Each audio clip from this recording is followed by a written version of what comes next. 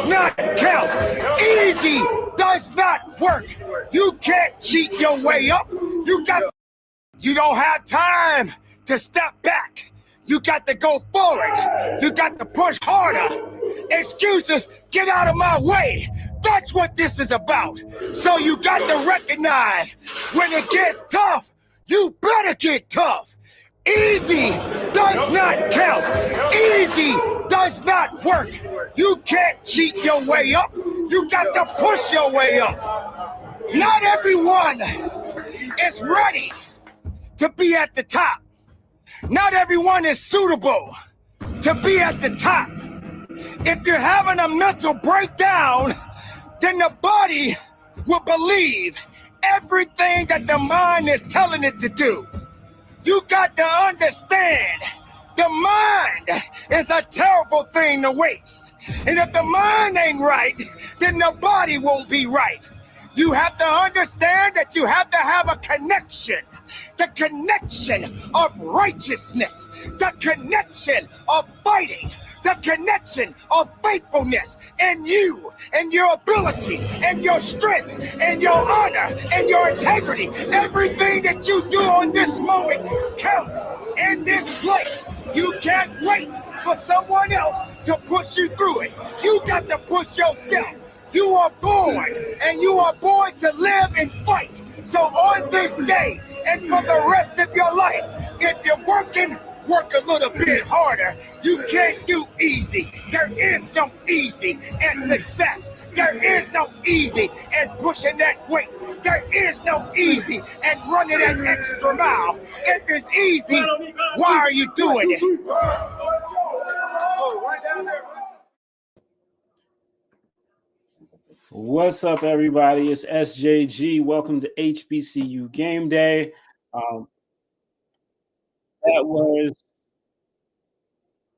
That was just a brief part of the great mini-series, a great docu-series by HBCU Game Day's own Wally Pitt. Shout out to Wally the Wizard. He's been doing a great job with Johnson C. Smith behind the scenes with what they've got going on over there at Beatty's Ford Road. And I think he's been an unintentional good luck charm for him. They finally beat my beloved Rams for the first time since Biggie and Pac was going at it. And I blame him for that. But nevertheless, a lot of love. Great series. If you haven't, check it out. Brick by brick. He's doing amazing work there. Appreciate everybody for hopping on tonight with us. If you are new on the YouTube stream, please make sure that you go ahead and hit that subscribe button so you don't miss any great content, and make sure you got the notifications on as well. So the reason that a lot of you guys are here is because we're going to talk about West Virginia State basketball and West Virginia State culture with someone who I think, in my estimation, in my surfing the HBCU net, is the best representative of West Virginia State University. She's always talking about it and making. She's also in the sports scene as well. So we hope to have her on soon. But, life's. So in the meantime, we're going to talk about a couple other topics as she makes her way to the stage. So today's been a big day. It's Tuesday, March 12th. And we've already got the CIAA and SIAC tourneys in the book. Shout out to Lincoln University men, Fayetteville State University women, the Clark Atlanta men, and the Miles College women for taking home their respective NCAA championships at the SIAC and CIAA. They are now in the playoffs in the postseason. Also, shout out to our NAIA schools, the Gulf Coast Atlantic Conference champions. We got Russ College on the women's side, Philander Smith on the men's side. Shout out to y'all. You guys are in the NAIA national championship national tournament, as well as our friends over at Langston University, who did it big, winning the South Atlanta, who won the SAC conference. And then we also had Florida Memorial, who won the Sun Conference. So shout out to all these teams. HBCU basketball is starting to really get some of the shine that it deserves at all levels. So we've got a lot of teams that are competing for national championships. And then also this week, we've also got teams that are going to be playing for the right to get into the big dance. And that's the NCAA Division I Tournament over in the SWAC. We've got 8 teams out of 12 who are still in the hunt. They don't let everybody get in the tournament, which I think is a pretty cool thing in my estimation. You guys can let us know what you think in the comments as far as, if everybody should go back to being eligible for it. Personally, I don't think so. But yeah, nonetheless, you've got on the women's side, you got Jackson State, who, just continues to be a dominant force under head coach Tamika Reed. She's done an amazing job with that program. They've won their 5th consecutive SWAC regular season championship. And they're looking to go back to the NCAA tournament. Last year they were upset by Southern University in the semifinals in a classic game, but they're looking to complete the mission this year. And so far, they're perfect against SWAC competition. A perfect 16-0, I believe, is their record. And, they just come in as it's them versus the field. Over on the men's side, a bit more, it's not as cut and dry. Grambling State, shout out to those guys. They won the regular season title over there, the 2nd in a row, I believe, for those guys. So big shout out to Grambling State University. And let us know in the chat who you guys got. Let me know who your SWAC men and women's picks are, as well as your MEAC men and women's pick. Let me know in the comments what you guys think. But it's just a great time of the year if you're a fan of college basketball, especially of the HBCU brand. So that tournament is going to be taking place in Birmingham. And then also on the other side, I'll be heading over tomorrow to Norfolk, Virginia, which I've done pretty much every year since 2014, minus 1 year, I think 2015 I missed. And it looks like I'm going to be headed to Norfolk for quite a while in the MEAC tournament. Because they just announced today that they are extending the MEAC tournament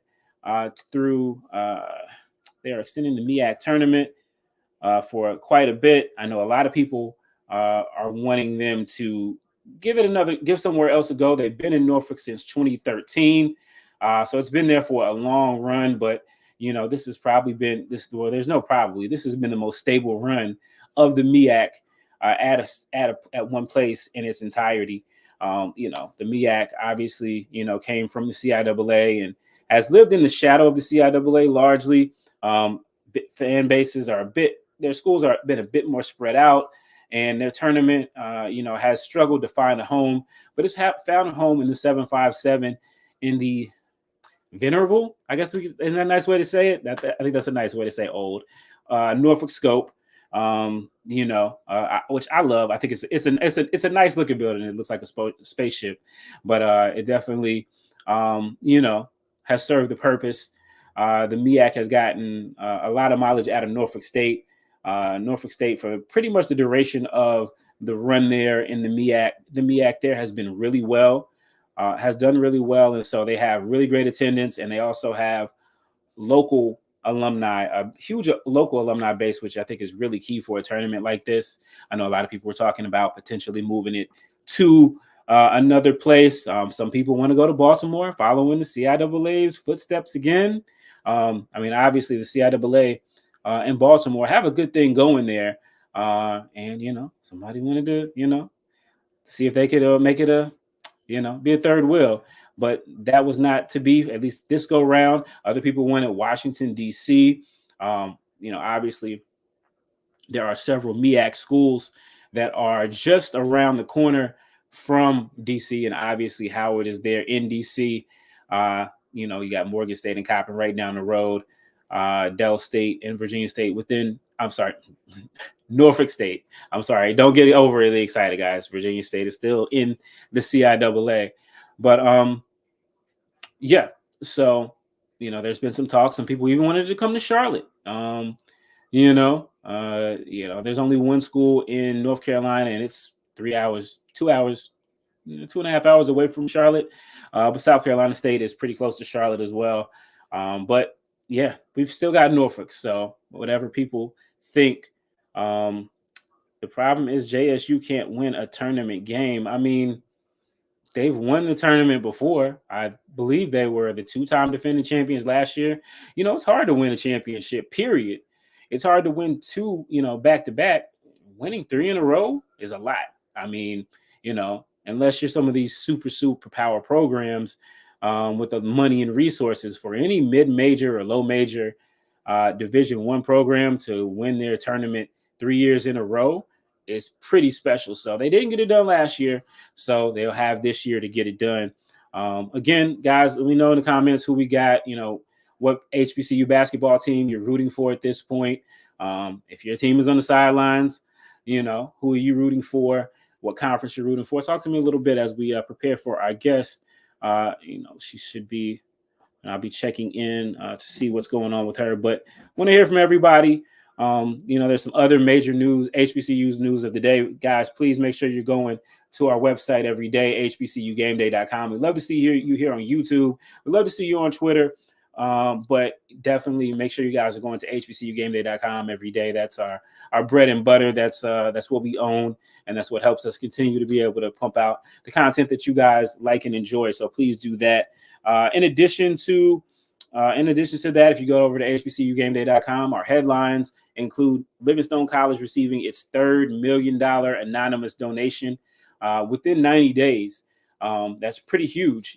For you guys who don't know, Livingstone College is a private HBCU in Salisbury, North Carolina, just outside of Charlotte, North Carolina. And they've gotten 3 $1 million donations over the last 90 days. So big shout out to them. I know a lot of schools are talking about fundraising, and fundraising is always a big issue in this HBCU space. And we want to make sure that we shout out Livingstone College. I know their President Anthony Davis is doing a great job over there, doing recruiting and just really trying to continue to grow that university. Outside of that, got Damon Wilson and Morgan State. They got a new offensive coordinator. And, anybody who knows anything about football in the MEAC right now knows that Norfolk State is a consistently competent offense away from being potentially a contender in the MEAC and possibly being in the Celebration Bowl. So they got a new offensive coordinator there. You can go and check that out over on our website, hbcugameday.com. And then we've got Teron Armstead signing an extension over with the Miami Dolphins. Great for him. He's a UAPB product. Shout out to him. He's had a long career in the NFL as an offensive tackle, and we battled some injuries last year, but we wish him nothing but the best as he continues his career. And then there's also a story that I wrote on their shameless plug of the shameless plugs about Norfolk State University as they look to continue to win. They brought home the regular season championship, and I was there on Thursday. Game was at ESPNU, but I was there, wanted to take it in, and I talked to Coach Jones and the players, and they talked about their desire. It was great to be the one and only champion in the MEAC this year, as they do share quite a bit. But they also wanted to make sure that they left no doubt that they were the best team in the regular season. They did that. They got the number 1 seed. The tournament will be in their backyard, the Norfolk Scope, as they look to continue and win their third MEAC title in 4 years. As we saw, remember last year, they looked like they were headed to their third in a row before Howard got crafty, made a couple plays down the stretch, and stole the title away from the hometown crowd. But Norfolk State is going to be the number 1 team there. Also, you've got Coach Lavelle Moten and North Carolina Central hiding back there in the bushes. They're the number 2 seed. They are going to be taking on, I believe it's Dell State. Coppin State is Norfolk State's opponent. And so those two will play on Wednesday. I have to get up bright and early so I can make sure that I get to see both of those games in the afternoon. It's a good drive over there. But really excited for the MEAC basketball tournaments as we prepare for March Madness in full effect, and we'll see who'll get there. Over on the women's side, it looks like Norfolk State in the field, although the folks over at Howard feel like they've got something for Norfolk State. The two teams actually did split during the regular season. And so, even though Howard has lost their leading scorer and, player of the year candidate early in the year, they've been able to bounce back, and they've actually been one of the great stories this year. Those two teams have gone at it in the championship game last year with Norfolk State getting the better of it. And those are the last 2 MEAC champions on the women's side. So a lot of excitement, maybe that 1-2 matchup, and maybe Norfolk State Norfolk State will have to deal with the pressure again of trying to go back to back and repeat. Coach Vickers and his team have done an excellent job of staying on top in the MEAC, but they've got to get over that first hurdle. They got to play South Carolina State early. You may remember early in the year, we had South Carolina State took it on the tail to Norfolk State. It was a 62-point loss. You don't see a lot of those in conference play. That's a money game. That's a money game tailgating. You know what I mean? So that's not something you usually see within a conference game. I think they still owe South Carolina State a check for that. But yeah, it was so those are the same players there, so they'll be motivated. So it's going to be a great tournament. Again, please let me know, guys. You guys let me know what you think, who's going to win these tournaments. I think we're in for some good games. I'm really hoping so on the MEAC side, and I'm sure they will be on it as well. As we, again, wait for our guest to show up. I think she is, let's see. Yeah, I think she is should be coming up in just a couple minutes. But yeah, so again, for everybody who is watching, please make sure that you hit that follow button on Twitter or hit the subscribe button on YouTube. And again, we talked about the NCAA Division II. We've got Clark Atlanta. They're going to be facing off against the Florida Southern team. Big shout out to Clark Atlanta. Coach Jordan and his team have really been playing well. He took over the program. He's a former player, was an assistant under Darryl Walker, and was able to get back and get the job. Last year, he was able to, took his lumps early, but this year they've turned into a monster in the SIAC. And they've got the SIAC Player of the Year in Chris Martin, who is a really talented guard. They're going to be taking on Florida Southern. We did get two teams from the SIAC on the men's side in the bracket, and that was Miles College as well, got in as an at-large bid. They will be taking on the defending NCAA Division II champions, though, in the first round, Nova Southeastern. So good luck to their Miles. I mean, you got into the playoffs as a at-large bid, something that didn't happen in the CIAA. And we'll talk to our guest about that over on the Division II side, because her HBCU is going to be there, and they are for sure some often forgotten, but they are there, as well as Lincoln University, the CIAA champions. Great story. If you check out our website and also our YouTube, we got a great story about a young man there who was very much an inspirational piece of what they're doing over there in Lincoln, as they brought home their first CIAA tournament title in their history. Just for clarity, the CIAA, Lincoln is actually a charter member, but they left back in, I believe, the 60s, and they just rejoined back in the mid-2000s. And so it's been a stretch, but that was their first MEAC tournament title this year. They came back from a defeat last year in the title game, got it done. They do have 13 losses. They're going against Gannon, the number one team in the region and the number two team in the country. But, which looks like a daunting task, but something to keep in mind about Lincoln basketball in this matchup with Gannon.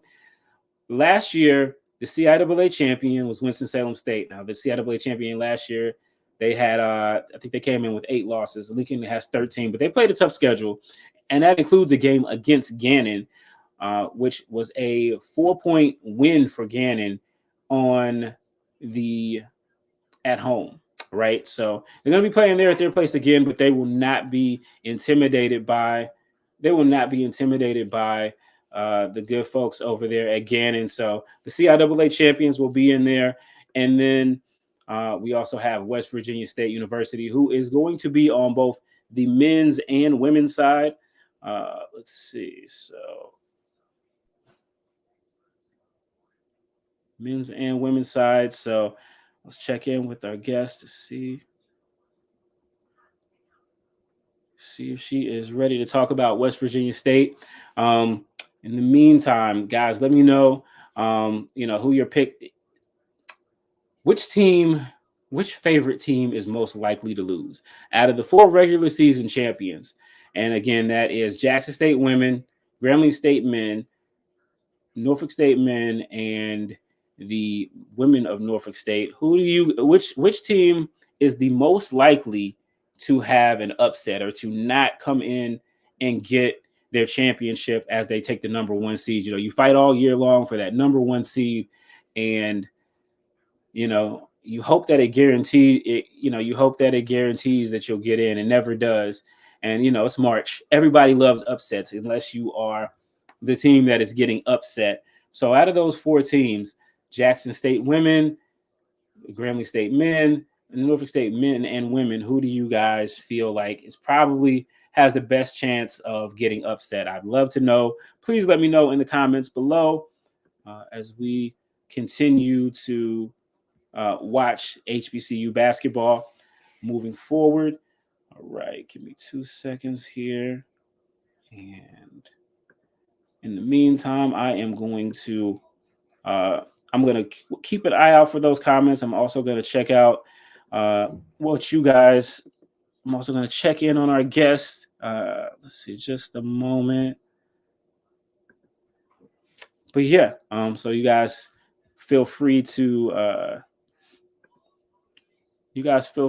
let me know what you think. We'll go ahead and share a little bit of that story because I think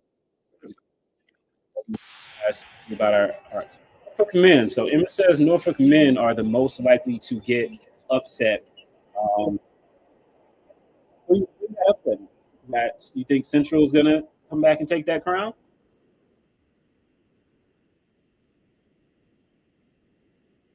You guys think that Central will go ahead and take that crown? This will be the first one for Lavelle Moulton since 2018. Yeah, now, like, we all got a why. We all got a why. And right here, I'm happy that everybody in this room is here with me. I consider everybody in here, my brother, my family, everybody in here, we hold each other accountable. It took a long, long journey to get here from start of preseason to where we at now. Like, we all got a why. We all got a why. And right here, this is my why. This is my mother. She passed away. This is my why. I do it for her. I do it for her, and I do it for my brothers. I do it for that. Every day I write it on my wrist. Like, it's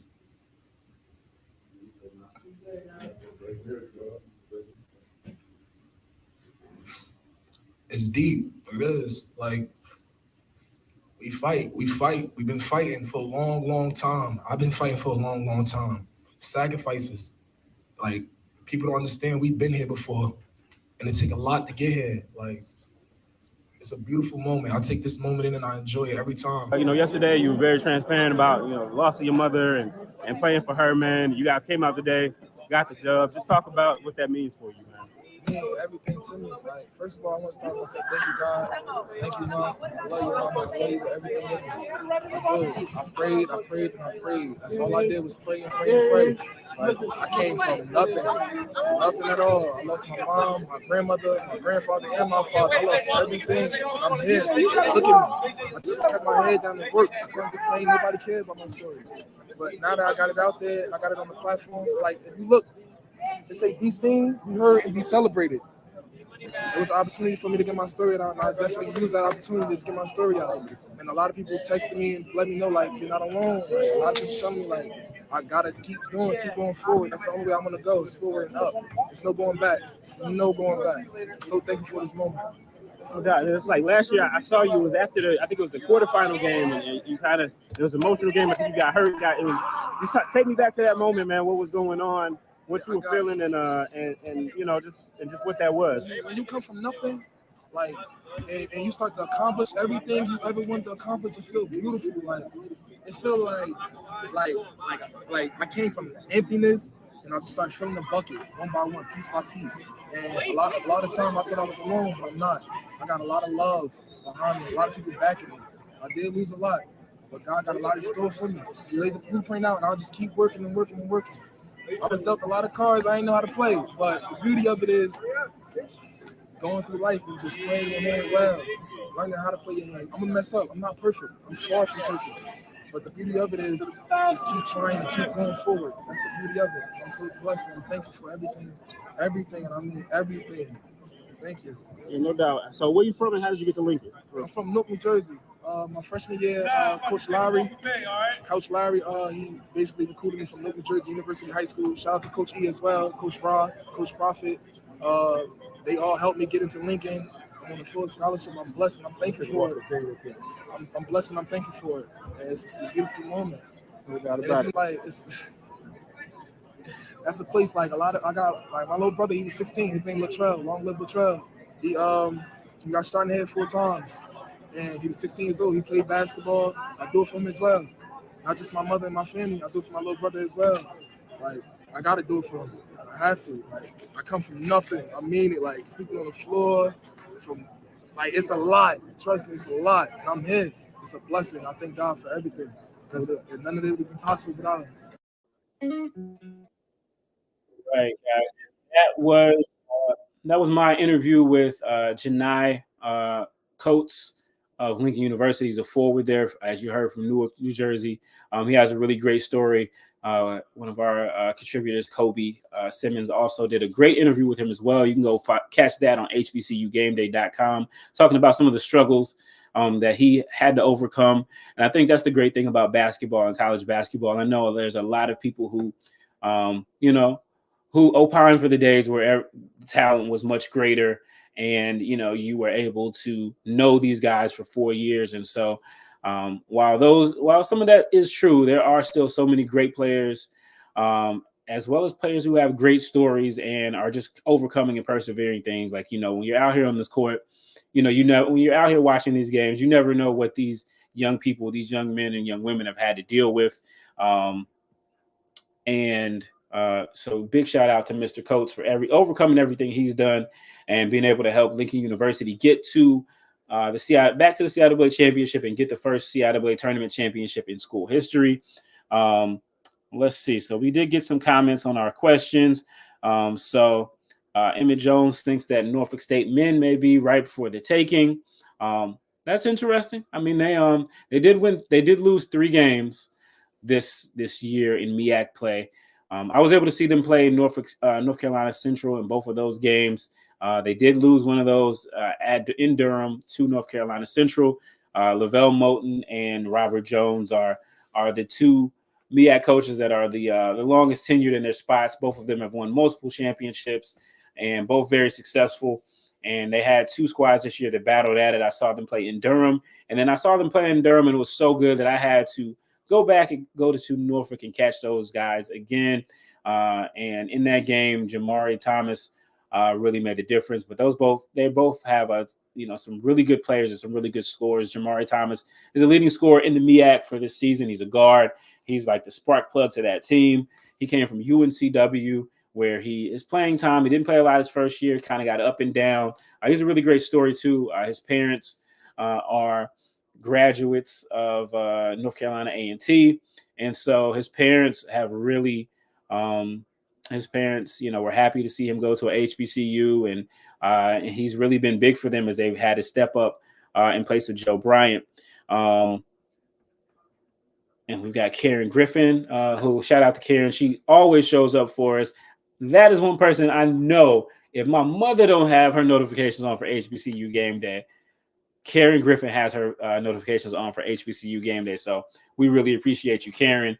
But yeah, would not be surprised. Again, Lavelle Moten at North Carolina Central, he's got 4 of those championships. And he's got 4 MEAC championships in the tournament, regular season titles as well. And so, but it's been a while since North Carolina Central was up there clipping the nets at the end of the day at the Scope. And by a while, I mean, it's been 2018, right? So they won back-to-back in 2017 and 2018. Look to be headed for their 3rd in a row back in 2020 when the pandemic came. And I think too, now for me, the MEAC tournament and the pandemic are forever locked for me, because I remember that's the day that myself and my comrade Luke Williams over the Black College Sports page, we went up to we went up to Norfolk, Virginia for the MEAC tournament. Everybody was talking about, COVID and everything like that. But I remember Rudy Gobert caught it and passed it to people on the microphone. And then the next day, the MEAC actually had some of the last live action of the college basketball season back in 2020. So, always a sobering thought, but, a reality of it. Russell Haynes says that Norfolk State men and women will win the MEAC tournament. I mean, hey, the women certainly look like the clear-cut favorite in the MEAC. But it's all about Coach Jones. He talked about it too. It's all about going. Once you get to this point, it's 0-0. Anything can happen. We've seen some really good teams in the MEAC not get it done. I do recall back in 2015. Back in 2015, was it 2015? Yeah, it was 2015 that I think it was 2015 where North Carolina Central went 15-1 and lost to Delaware State in the semifinal round. And Delaware State had not had a great season that year, but they caught fire at the right time and they were able to, pull away and get the win. Eventually they succumbed to Hampton, which we haven't even talked about that yet. I guess we should talk about it now that we will talk about that in just a second. And that is the firing of Buck Joyner and the future of Hampton basketball. For sure, it is it's the MEAC tournament there is, and just like in the SWAC tournament as well. Texas Southern is going to come in this year, and they're not the favorite to win it all, but I mean, every year it just seems like they just know it doesn't matter who is playing for them or who their coach is. They just seem to find their way into the SWAC tournament championship game and win the championship. It would be a huge shock this year in a lot of ways, but hey, Texas Southern, they're a team who is, they're used to doing it. A team that's not used to doing it or hasn't done it is Grambling. And when I say hasn't done it, I mean has never been to the NCAA tournament. Grambling State University men's basketball has never been to the NCAA tournament. They did win the NAIA title back in 1961, I believe it was, with Willis Reed, RIP to Cap. If you don't know anything about that, for sure you should. But their basketball history has not been as kind to them since they've gone to the NCAA format. And so they'll be looking to break that streak and to get into the NCAA tournament for the first time. Their buddies down the street at Southern University, they're a team that has probably underachieved quite a bit, honestly, in SWAC play. I know I saw them earlier in the year, and they were, beating some good teams. They also got to win over the number, it seems like eons ago now, but they got to win over the number 21 ranked team earlier in the year. So, they are a team that could be a threat to win it all. So, yeah, SWAC basketball is wide open for the teams that are still there. Even the other day, Grambling State, after clinching the SWAC tournament, they found a way to lose to Alabama State. And who do you know? You know who they'll be playing in the first round this week? Alabama State. So, obviously, again, tournament time is one and done. This year, it's even more urgent for the number one seeds, because generally what has happened is if you win the regular season tournament, you're at least assured of going to the NIT.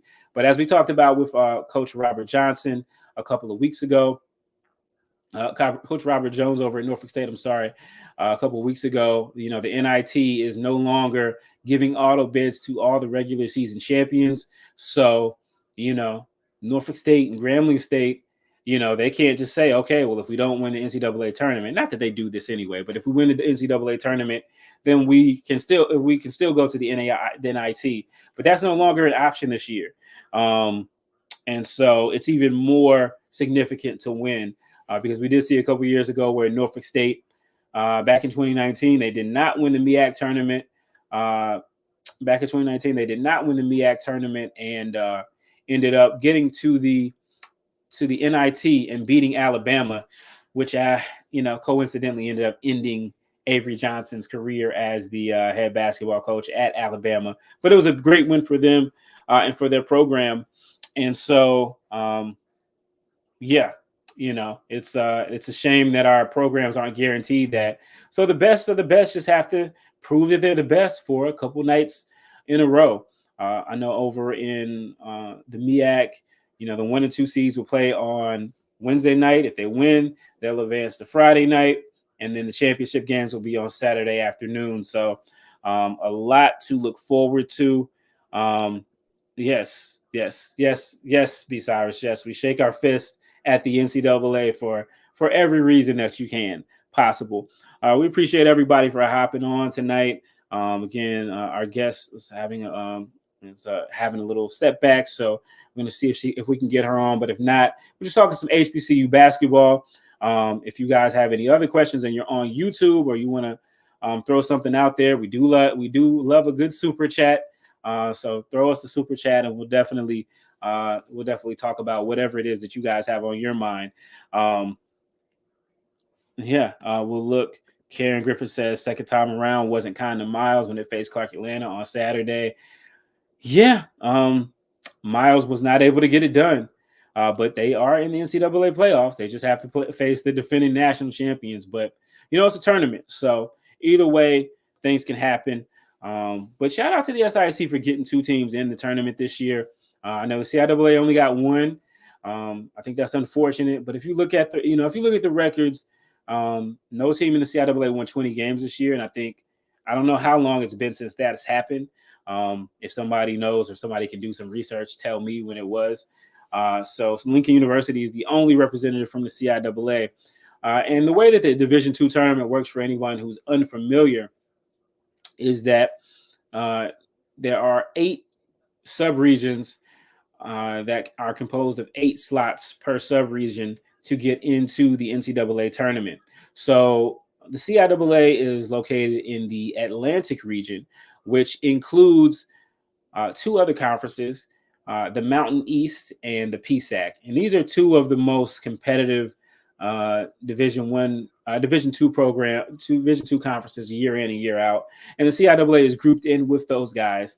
And so every year it's a struggle, it's a fight to get into the playoffs, to get an at-large bid. I do know last year we had Winston-Salem State as the champion, but we also had Virginia Union getting in as well, an at-large bid.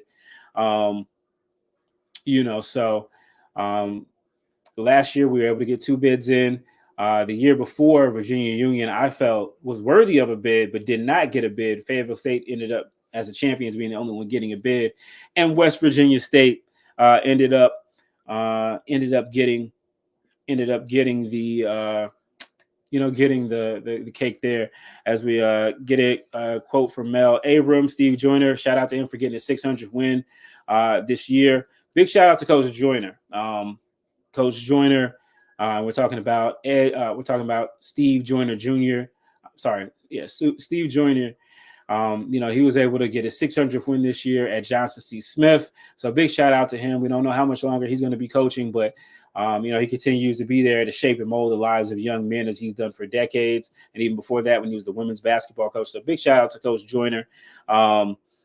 And for sure, we go to B. Cyrus. He says, West Virginia State. And I see why they picked them over Winston-Salem. Better RPI, better performance indicator, comparable SOS. Yeah. I did a video on the WSSU specific channel about WSSU, the best team in the CIAA. Some of the reasons why they didn't get in the postseason. So their record was 19-9 versus West Virginia State was 20-9. So there's 1 win difference. That 1 win would be accounted for by West Virginia State winning that early season game in Institute, West Virginia over WSSU. That's one of the things for the CIAA teams. A lot of times they're starting the season on the road at these PSAC or Mountain East teams. And, it's, the early season, those early season wins counts. I think it was a 7-point win. So it was a 1-win difference. They actually played Shaw. West Virginia State actually played Shaw the next night and lost to Shaw, who finished in the bottom half of the CIAA Southern Division. And then they did have a win against St. Augustine's University, which WSSU split with. And so, yeah, they actually had a loss to a team called Bloomfield as well, that WSSU beat. So, you got to win those head-to-head matchups early in the season, and HBCU basketball in particular at the Division I level. A lot of times you're playing teams you're playing those high major teams that are very tough to beat for those types of purposes, for financial purposes. In Division II, there are some high majors in Division II, but generally, you want to ideally, if you are a team that has aspirations of winning, of getting a good playoff seeding, you want to win those early season games. So, you got to win those games against the West Virginia States of the world, against the Fairmont States of the world sometimes. And, it'll be interesting to see if there's a comeback game, maybe since Winston-Salem State went to the Earl Lloyd Classic in Institute, West Virginia, and maybe we can have a Cleo Hill Senior Classic and West Virginia State can have their return trip to Gaines Center. I was talking with our guest there, so for sure, Morehouse Atlanta and Clark Atlanta. Morehouse and Clark Atlanta moved to the MEAC. I think it's possible. I think Morehouse could do it. I think here's the thing with Morehouse to the MEAC, and I get why people are saying it. Guys, appreciate the questions. Love those super chats though, for sure, for the questions. That'll definitely make sure we answer your question. But I think for Morehouse going to Division I, it's going to be really interesting. Obviously, they have a brand that is, in that same vein as Howard University when it comes to academics. Spelman, I think, is the number one HBCU in terms of academics, but Howard and Morehouse are up there. I think the question for me with Morehouse is, what do you hope to gain by going Division I? I think for a lot of programs that are thinking about making the move to Division I, you're thinking about more exposure. You're thinking about maybe increasing your enrollment. I don't know how much going to Division I increases exposure for Morehouse. Just to be honest with you, I don't know how much it increases it. I mean, I guess, you can say you could play in the Celebration Bowl. Sure. You can make it to the NCAA tournament. Sure. But, that's going to require more resources. That's also, are you trying to get an increase in enrollment? I think Morehouse, prides itself on being very selective. And I don't think that they're going to be trying to make their school get to 10,000 students. I could be wrong. I don't know. This is just literally SJG, prognosticating. I don't know that you're going to be trying to look to increase your enrollment to 10,000. And I think a lot of times people are moving to division when you're looking for more exposure, which will get you more dollars from donors. And I don't see where Morehouse really has an issue getting money from donors. So I don't know. I have heard from good sources that the AD over at Morehouse, Harold Ellis, is looking, he's interested in a potential move to Division I. I just don't know what the ultimate payoff is for Morehouse College. I know for sure that if they did go to the MEAC, I think it would be great for the MEAC. All their teams would be coming through Atlanta, and so everybody has alumni in Atlanta, and so I think it would be a good thing there. But I don't know how much Morehouse has to gain by it. And I know my guy Karan Phillips posted his own perspectives about it as a Morehouse man, as to why he felt like that athletics wasn't that much of an emphasis for them. But I don't know. So somebody else from Morehouse can tell me. Can give me better reasons, but we'll see. Clark Atlanta, I mean, I could see Clark Atlanta, but I feel like I don't know. I feel like Clark Atlanta is one of those schools that's joined at the hip of others, like FAMU and Bethune-Cookman. You used to say maybe North Carolina A&T and North Carolina Central, but North Carolina A&T is doing their own thing. So there we go. So I think basketball wise, where they are now, both teams are very competitive at the Division II level. For Morehouse, you wouldn't have. I don't think you'd have a lot of the Title IX concerns that most schools have to deal with. So it's very interesting. But yeah, so that's a very good question. We'll see. We'll see. Morehouse does. I don't think the money is the issue for Morehouse. I think again, it's selling what they have as a. I think it's more so it's selling what the benefits are. And again, I just don't see, again, maybe what the benefit is for them going to Division I versus staying in Division II and, continuing to do well in basketball and investing more in their football program. I think they're going to have to do that, again. They're going to have to invest that money in their program, and they haven't shown us at the Division II level that they're willing to do that.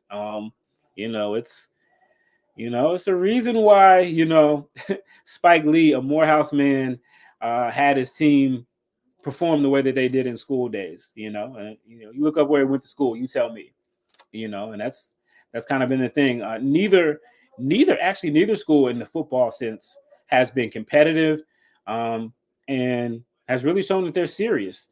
Neither of them have won a conference title in the SIC since 1991. Both of them won one. I mean, if you look at the last couple of years, every year they're coming in with one win. So, it's but hey, for sure, people are always wanting expansion, and things. One thing that's for sure in college athletics is nothing is for sure, nothing is forever. And who thought we'd see the Pac-12 break up? Who thought we'd see some of those teams coming over to the ACC? So, things change. What makes sense yesterday doesn't make sense today. So we'll see what happens. But yeah, so shout out to my guy, AD Drew. I don't know. I'm gonna be boring. I think Grambling is the team most likely to get upset this week. I do. I don't know. I think Grambling's the most likely out of the four teams, the four teams that we said to get there. It's one of those things they've never done it before. They've never climbed that mountain to win the SWAC championship and to get to the NCAA tournament. So new set of guys, maybe they'll prove us wrong. It's the first thing for everything. We saw over in the CIAA. I saw with my own eyes. Lincoln had never been the CIAA tournament champions, and they're going to represent the CIAA. So who says Grambling State can't? But I think out of any of those teams, it's probably them. And then, I look over at Norfolk State on the men's side. I think they're going to get I think North Carolina Central and Norfolk State are the best two teams this year in the MEAC. And it would not hurt my feelings one bit if they were both there. I think, both schools have, proud basketball history. Both teams really won it. And I think those two coaches are really bring out the best in each other. So, we'll see. Yeah, Doug Williams was there, but he was only there for a year. He was just there in training to get his wings so that he could take over at Grambling State. And he did that, and it just kind of, went back again. They haven't won a championship since 1991. I was in kindergarten in 1991, and as you can see, the grades are coming in here for OSJG. So what does that tell you about how long ago 1991 has been? Yeah, Karen, we mentioned that a little bit earlier, but yeah, NAIA, we got 5 HBCUs. We got Langston, we got Philander Smith, we got Florida Memorial, we got, help me out here, Langston, Philander Smith, Florida Memorial. We also got Tougaloo, and we also have Texas College. So shout out to all of them. Shout out to Amanda. Hey, what's going on? How are you doing? Yeah, you repping that Bird gang, those maroon those maroon guys over there in Durham, not really fond of maroon, but shout out to Coach Moulton and his guys. He's definitely a friend of the program, and we wish him well. And I always look forward to the MEAC tournament. A little bit different than the CIAA, but always a fun time. Just to be around a lot of people that you read about, you talk to, and things like that, and see in person. So amazing for them. And then again, the NAIA women. Shout out to Russ College. I'm not sure if he's watching right now, but my coach Otto Green, who does a great job as an assistant coach over there. Russ Tate is going to be on the women's side. Looking forward to them doing work. Also, the Langston women, making sure that they're doing work as well. It's just a great time for HBCU basketball. There's a lot of good basketball that's being played, not only at the Division I level, but Division II, and especially at the NAIA level. Do I think South Carolina? You mean the men, right? Because the women got to play Norfolk State. You do mean the men, right? I think you mean the men. Yeah. I think it's possible. I think it's possible. I like for them to advance. I like for them to get to the semis at least. Coach Eric Martin is in his second year over there at South Carolina State. He's a Bobby Huggins disciple, a longtime assistant over there. And so he is, he's in year 2 there. He took over a South Carolina State program that has had a lot of turnover recently. It's just they have not been able to get back to being a competitive program in the MEAC, but he's looking to do so this year. And to me, I think the only team that I would be Coppin and UMES, and big shout out to my guy Coach Crafton. And the thing is, I got to go see these people, and I got to face these people in these press conferences all week.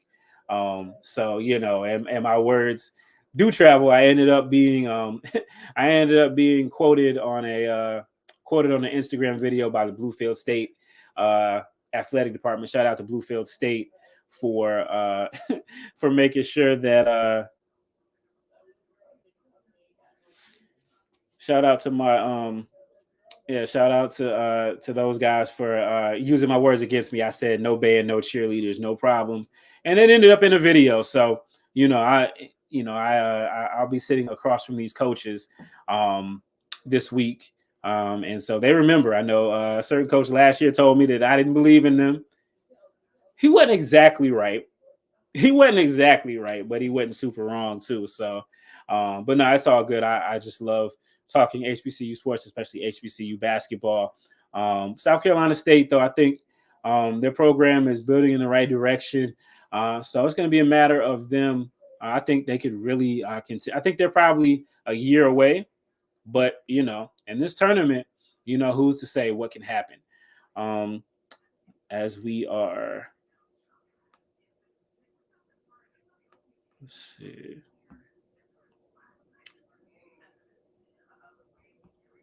Yeah, but appreciate everybody for tuning in. Again, if you are watching on YouTube, please make sure you hit that subscribe button. Let us know where you are.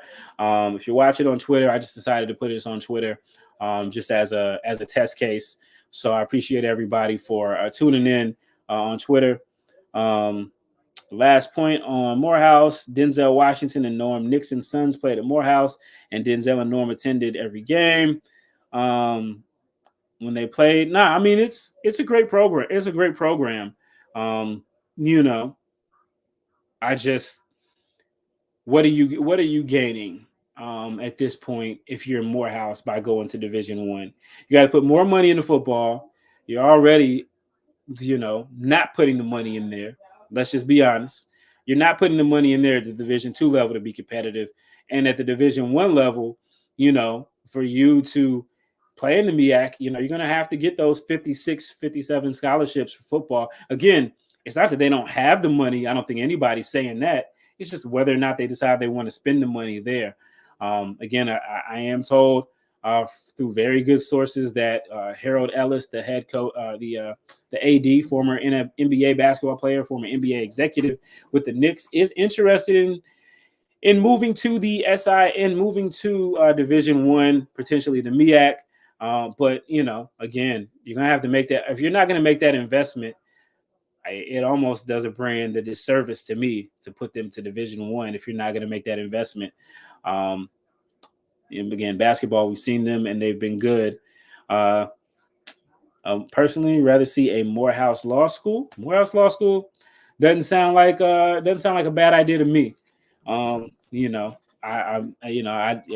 have even known they didn't have one until you told me. So here we go. Yeah. So I appreciate you guys for hanging on with this today. My guest for this evening slowed down just a little bit. So I wanted to make sure that I got on here and hopped on and talked to you guys about the comings and goings in HBCU sports. We are coming to the end of basketball season. It's sad for me. But, we got our spring sports going on. So make sure you're out there supporting your softball teams, your baseball teams if you have one. I know over here on the East Coast, it's slim pickings for HBCU baseball. I know my program at my alma mater, Winston-Salem State, was very successful, winning a lot of CIAA championships. But, funding was cut and they ended up cutting the program. And so it was a loss for a lot of people there. And I think out of all the HBCUs in North Carolina, and we have 10 right now, only North Carolina A&T is still participating in baseball. So, that kind of gives you a state of it. You look up and down the East Coast, Hampton does not have baseball. Howard does not have baseball. But I do know down in the SWAC and SIC country, it's big. And yeah, definitely Karen, spring football. What's going to happen? Every year it seems like spring football gets more and more attention in the HBCU ranks. And we actually did have a story. We actually did have a story by our own Vaughn Wilson that I'll go ahead and share and get up here for everyone. As we'll see if I can get our guest for just a moment about spring football. So here we go from FAMU. This is from our own Vaughn Wilson of HBCU Game Day. And you guys can go, if you aren't already on the YouTube, go ahead and show. Advil liquid gels provide pain relief that is faster, stronger, and longer lasting than Tylenol rapid release gels. So for fast pain relief, took his team through the acclimation period.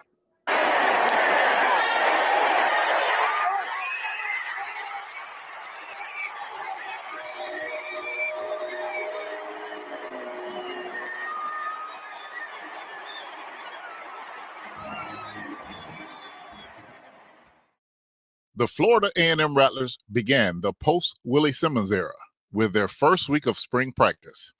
Head coach James Colsey III took his team through the acclimation period, beginning the week in shorts and jerseys, before ending the week with a spirited practice in shoulder pads. The Rattlers return a core of starters on both sides of the ball, but will have to replace offensive star quarterback Jeremy Musa and defensive star linebacker Isaiah Major. Fortunately for the Rattlers, their top-rated specialists all return for the 2024 season. Well, typical first day. We guys overexerting a little bit. Guys on the ground, which is something that we definitely don't want. But energy was good, excitement was good. Just got to iron out the details. You had a few more mistakes than we normally have. I know both sides of the football, installed a couple new things as well. But typical first day. Got a lot of things we got to work on. But I'm still pleased about what I saw today. We got to just be able to learn to practice a little bit better, stay off the ground, but also make sure that we take care of our details as far as our assignments go. Well, we talked last time after practice one about energy, and we need to be able to carry that throughout the course of the whole spring through 15 practices, the whole duration of this practice session for us. Guys did a great job of having energy. You know, anytime you put the pads on, those bad boys start popping, the physicality increases. And with that, the mental game has to be improved as well. Your level of concentration, your level of conditioning is going to be tested in a more aggressive manner.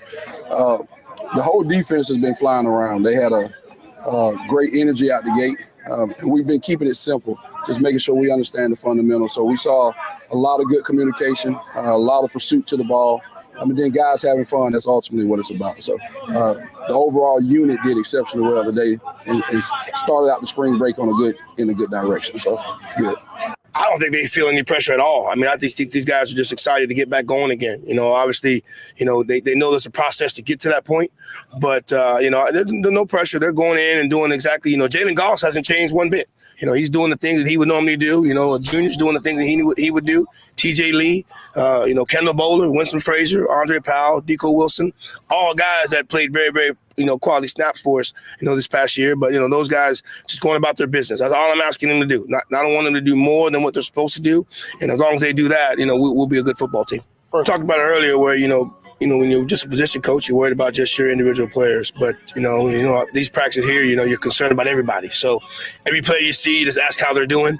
On the way to the office, you ask how they're doing. You ask how practice went, how you feeling, how the family's doing. But, you know, I can tell you this, though, you know, this is a big worry for a lot of head coaches right now when guys go off to spring break. So I'm just hoping these next few days we can stay safe and take care of each other and be good to each other so we can make sure we have a full team once we get back, once we get back Monday.